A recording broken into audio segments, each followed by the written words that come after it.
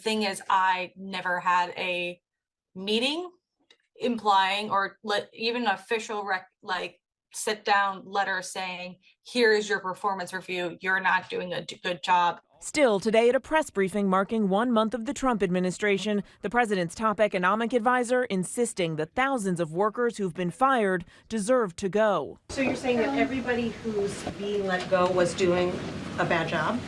I'm saying that we're studying every agency and deciding who to let go and why. And we're doing so very rationally with a lot of support from analysis. Because we're being told by a lot of people who have been let go at other agencies that they were told they were being dismissed because of poor performance, when in some cases they haven't even had a performance review yet because they've only been on the job a couple of months. Yeah, I've never seen a person who was laid off for poor performance say that they were performing poorly. But as the president's team stood in the briefing room defending his first 30 days, tonight a new Washington Post Ipsos poll has Trump's approval rating at 45%, with 53% of Americans disapproving. 57% say the president has exceeded his authority since taking office. Only 34% approve of how Musk is handling his role, with 49% disapproving. The president gets his strongest numbers on his top issue, immigration. But even there, the public is split, 50% approving of his performance and 48% disapproving. And on the issue of the economy, the president, keenly aware that inflation is rising, is now floating the idea of giving money saved through the work of Musk's team directly to the American people. In the meantime, the Senate today confirming Trump's pick for FBI director, his staunch supporter, Kash Patel. This was a tight vote, 2 Republicans voting against him, but tonight Patel will now lead the nation's top law enforcement agency. David. Mary Bruce at the White House tonight. Mary, thank you. Tonight, after President Trump called President Zelensky a dictator, the White House now saying President Trump is very frustrated with Zelensky. The Trump administration allegedly pressuring Zelensky to sign a deal that includes Ukraine handing over 50% of Ukraine's mineral rights to the U.S. Ian Pannell from Kyiv again tonight. Tonight, in the face of relentless Russian drone attacks on the capital here in Kyiv, President Zelensky also fending off political attacks from President Trump, and now Trump's White House National Security Advisor Mike Waltz declining to blame Russia for starting the war. Waltz, who was once vocal about standing up for Ukraine, saying this today. President Trump is obviously very frustrated right now with President Zelensky. The fact that that he hasn't come to the table, that he hasn't been willing to take this opportunity that we have offered. This was the deal from Trump that Zelensky was asked to sign, according to Ukrainian officials. Hand over half of the revenue from its mineral resources to the US forever, but without any promise of security going forward. A senior Ukrainian official telling ABC News they were given almost no time to read the document. The source claiming when Zelensky presented an alternative plan to the US team at the Munich Security Conference, they threatened to cancel planned meetings with Vice President Vance and Secretary of State Rubio. A US official calling this inaccurate. Today, US Special Envoy Keith Kellogg meeting with Zelensky amid this blistering public feud. Ukraine insisting the meeting went well and a new deal over mineral resources is on the table. But a planned joint press conference was cancelled at the request of the American delegation, according to Zelensky's office. Zelensky saying Ukraine is ready for a just and lasting peace. And here's why. Alexander lost both of his legs in a Russian attack. It's a miracle he's alive. His body is broken, but his spirit strong. We can't stop the fighting, he says. It's the Russians who came here, not us. David, EU leaders are alarmed by what they're hearing from Trump. Britain and France sending delegations to meet him next week to try and resolve this crisis.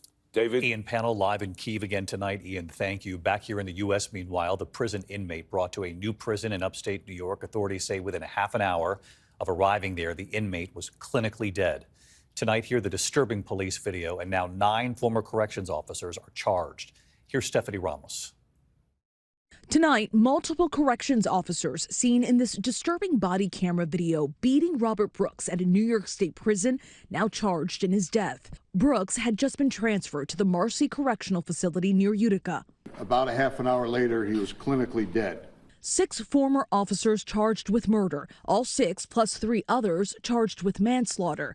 Last December, the officers seen choking, punching, and kicking the 43-year-old in the face, torso, and genitals. I think any sentient human being looking at the tapes naturally comes to the conclusion that he must have said something. He must have spit at the officers. He must have resisted in some way. And the fact of the matter is, he did absolutely nothing.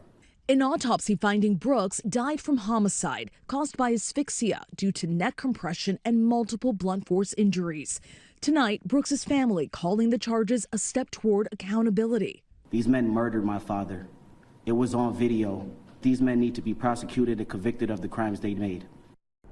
Brooks had been serving a 12-year prison sentence for assault. All of the charged officers pled not guilty, and some have been released on bond. David. Stephanie Ramos with us here. Steph, thank you. Tonight, the Menendez brothers in an extraordinary move, calling into a podcast from prison just 1 month from their sentencing hearing and what they reveal. Here's Matt Gutman. Tonight, in an extraordinary move, the Menendez brothers calling into a podcast. TMZ's Two Angry Men podcast with Harvey Levin and Mark Garagos, their defense attorney. Eric Menendez describing the terror behind bars. I faced a lot of bullying and trauma. It was a dangerous environment. What happened to you? I was picked on, bullied violently, and it was traumatic. And it was continual. And, there's the things that a lot of inmates in prison go through and when they're not part of a gang structure. And Eric says he didn't fight back. I'm not going to fight back. I'm not going to, engage. And I had no one to really turn to for help. The brothers served 21 years of their sentence in separate prisons. Eric describing how he felt when he says he learned his brother Lyle had been violently attacked. I was told Lyle just got assaulted and got his jaw broken, and it was, I'm thinking, he's over there, I'm going through this over here, and at least we could protect each other maybe if we were together. Next month, the brothers face a critical hearing when a judge will decide whether they should be resentenced for the gruesome murders of their parents, Kitty and Jose. The 2024 Netflix series shining a spotlight on their case and the alleged sex abuse by their father. This is done. This is done. You understand? Lyle believes that the TV show helped people understand the childhood trauma he and Eric endured.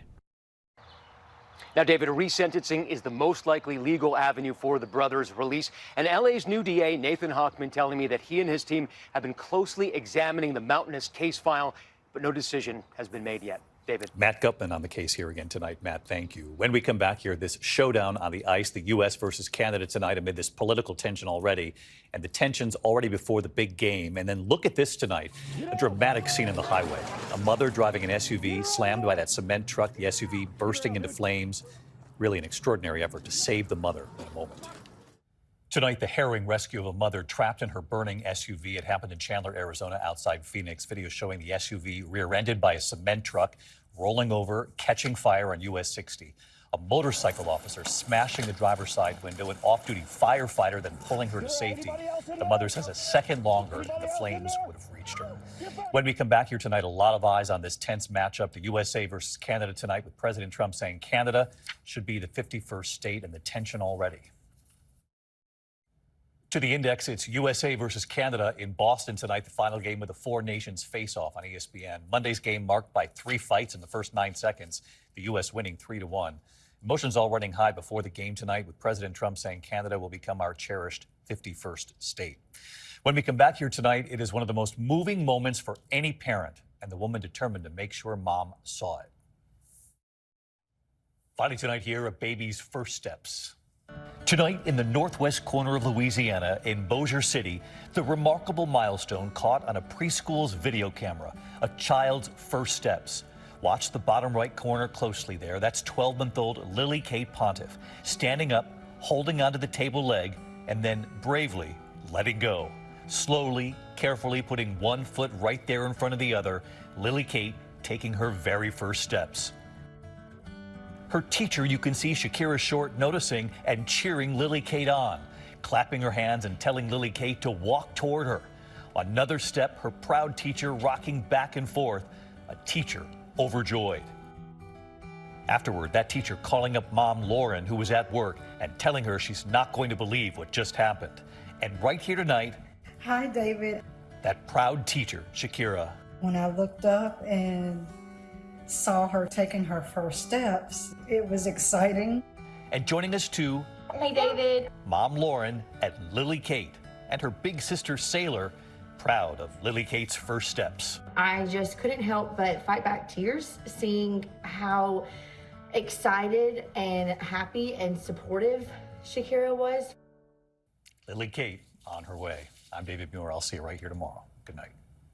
Thank you for making World News Tonight with David Muir, America's most watched newscast.